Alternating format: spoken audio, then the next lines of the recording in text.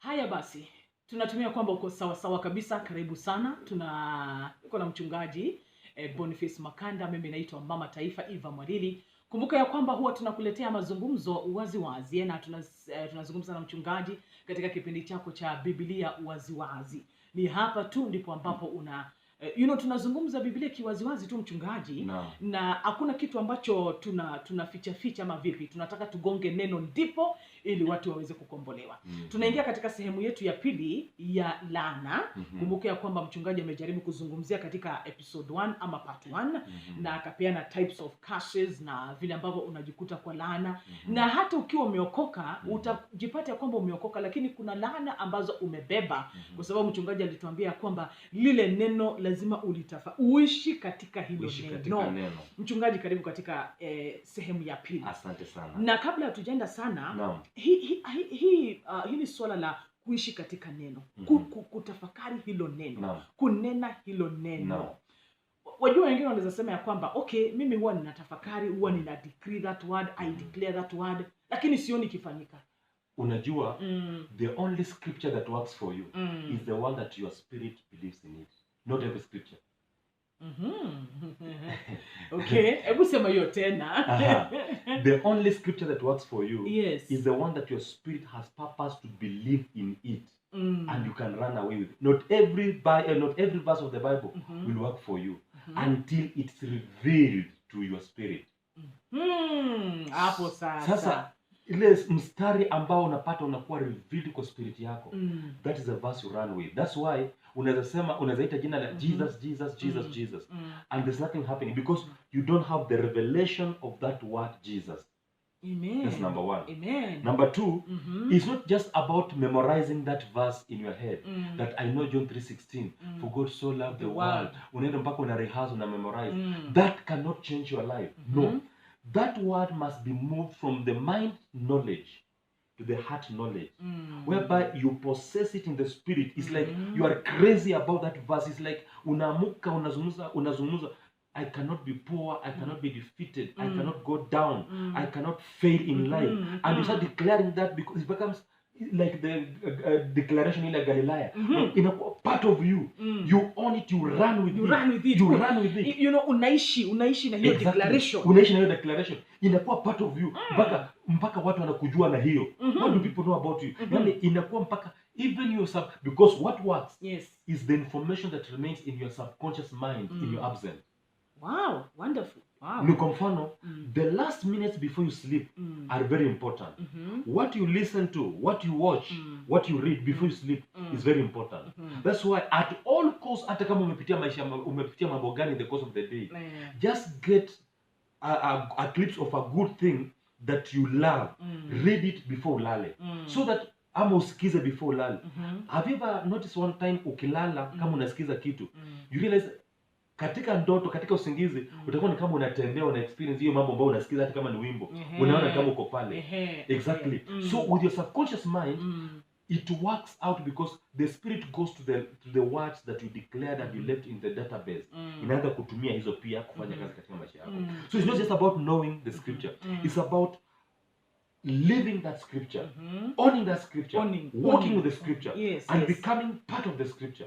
That's what makes that scripture work for you effectively. Hapo sawa. Nimependa hiyo owning. Yani unaifanya ni yako. Ni yangu hii. Because you see the Bible, the whole Bible is about three people, sorry. The whole Bible is about God, man, and Satan. And the whole Bible is carrying only one thing. The reason why kuna hii mambo yote tumeandikwa kwa Biblia is because of one thing. God demonstrating his love for mankind. But how do you know the love of God? It's because it has been revealed to us through the scripture.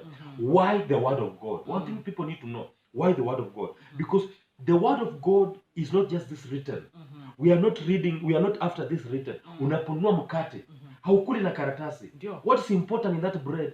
Unatoa package, unakula mkate. So katika maandiko, we are not reading the letters that are written. Biblia inasema kwamba the letter kills, but the spirit gives life. So in the scripture, we are looking for the spirit behind that scripture. Amen. Good. Haya. Sasa tunataka tuingie katika sehemu ya pili. Naam. Sehemu ya pili ya laana. Mhm. Umeshajua ya kwamba kuna mambo ambayo yanakufuata Yes. si mazuri, kuna Yes. laana mahali. Yes. Mchungaji, sasa Naam. utajikomboa vipi? Utakombolewa vipi? Naam. Jambo la kwanza lazima uelewe kazi iliyokamilika ya Yesu Kristo msalabani kukuhusu. Nakumbuka mambo haya pia hayafanyiki. Kuna watu wamekuwa wakitumia maswali wakiuliza, mimi nimefanya hivi, sijui kwa dini yetu hatufundishi hivi na hivi. Hatufundishi dini hapa. Tunafundisha kuhusu ufalme wa Mungu na upendo wa Mungu juu ya mwanadamu. Biblia waziwazi. Biblia waziwazi. Na kitu cha kwanza ili mambo haya yaweze kufanya kazi katika maisha yako, lazima uweze kumpokea Yesu Kristo kwa kama Bwana Mwokozi wa maisha yako. Amen. Ni kwa sababu neno possessed, maana ya possessed ni nini? To possess means I possess this iPad. Yani ni kama naimiliki ni yangu. So it means a Christian cannot be possessed by demons. Can only be influenced by the power of the demon. Sasa unapookoka, jambo la kwanza unaacha kuwa possessed na Mungu, unaposesiwa na shetani. Unafanya nini? Unaposesiwa na Mungu. Unapoposesiwa na Mungu, hiyo ni sehemu ya kwanza, ambapo hiyo ni hatua ya kwanza ambayo umeanza. Baada ya hapo lazima uelewe Yesu Kristo amefanya kazi gani. Because God will never give you what you don't understand. It's yours. What is not legally yours. You must know your right for him to give you anything. Wow. What does that mean? The Bible says, by faith all things are possible. But listen, faith will never deliver to you what grace has not provided. Faith will never deliver to you what grace has not provided. Aha. Now, the issue is this. Faith works with what grace has provided. Grace means God's unmerited favor to non-deserving people. In other words, ni uzuri wa Mungu, upendeleo wa Mungu kwa wale watu ambao hawakufaa. Sasa kile kinafanyika ni kwamba neema, tuna grace the person, grace the gift. Grace the person is Jesus Christ. Grace the gift ni zile virtue, uzuri ambao Mungu anakuja nao kama neema. Sasa wakati Yesu Kristo alikufa msalabani, alifanya nini? Alimaliza kazi. Hukulipa gharama, yeye ndiye alilipa gharama. Hiyo gharama alilipa, hiyo ni neema ilikuwa inalipa gharama. So unapoitisha ukombozi, unapoitisha msamaha, unapoitisha uponyaji, unaweza ukaupata kwa sababu gani? Faith haiendi kwa future. Faith inaendanga past. Back. Inaenda kwa back. Inaenda kwa back, inahakikisha kwamba hiki kililetwa tayari, kikapeanwa. Therefore, ukiuliza uponyaji, faith inaenda kuangalia, je, is this healing provided? Ikipata it was completed, it brings to pass now. Wow. Inaenda kuangalia deliverance, was it done? Yes, it was done. It brings to pass now. So faith reaches out to exactly what God did for you before you ever knew it. Inaileta kwa sasa. So it's about you understanding the finished work of Christ. Kwa sababu gani? Yesu alikuja kufanya kazi tatu. Hapa ndio tukipenda msikilizaji wetu ajue leo. Yesu alikuja kufanya kazi tatu. Kazi tatu. Na hizi kazi ndio zinasumbua dunia mzima sahihi siku ya leo. Number one, Jesus came to break the backbone of sin. Yesu alikuja kuvunja laana ya dhambi. Ndio. Hakuna chochote kinaweza kumaliza dhambi ya mwanadamu. Sio kunyenyekea chini ya viongozi, ama sio kwenda kanisani kila siku, ama kufuata sheria fulani, ama kuambia usikule hii, usiende hapa. Hiyo haibalizi dhambi. Ni Yesu peke yake anavunja laana. Mwingine alikuwa anatuliza juzi, Pastor, you are making salvation and this thing to look very simple. Yes, it is that simple. Kwa sababu unajua pia kuna dini zingine ambazo pia zimecomplicate sana wokovu. Kwamba lazima ukae hivi, uiname hivi, uvae hivi, utembee hivi, uongee hivi, ukule hivi. Na unajua hayo mambo yote at the end of the day zinafanya mwanadamu anakuwa slave ama mtumwa wa dini, ama mtumwa wa mtu. Yes, kabisa. Na unajua pia unaingiwa na uoga ya kwamba nisipofanya hivi kuna punishment. Unanipata? Yani ina instill uoga.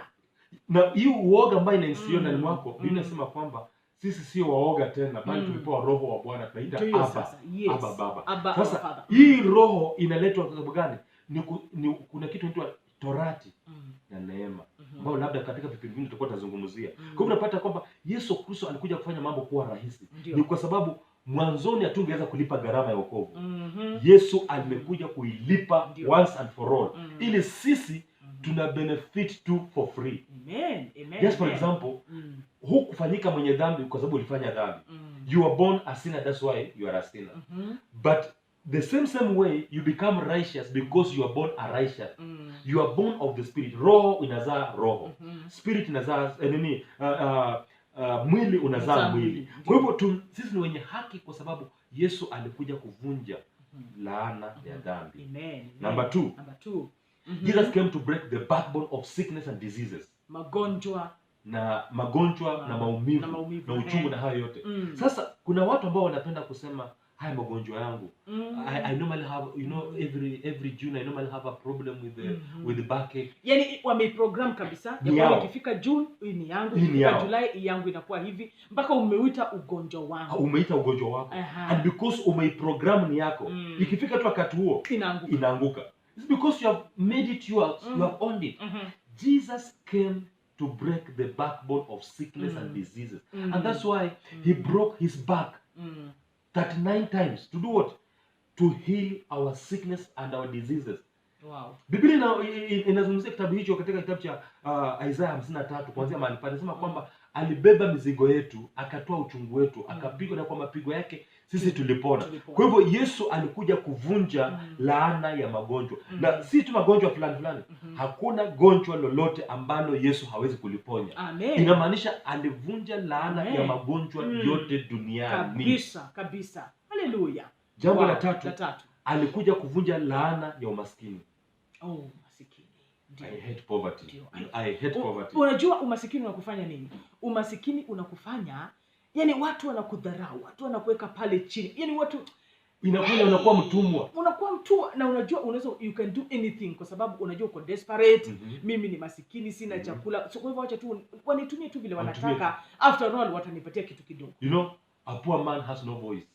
True. No matter how loud you shout. Sasa utaongea vipi na unajua watu hawatakusikiza? Exactly. Unajua? Your voice is never heard. Alafu watu wanasema ati Yesu alikuwa maskini. I don't know why they get this gospel. Wanasema kwamba Yesu alikuwa maskini kama Yesu. I hate poverty. Yeah. Even God doesn't trust poor people.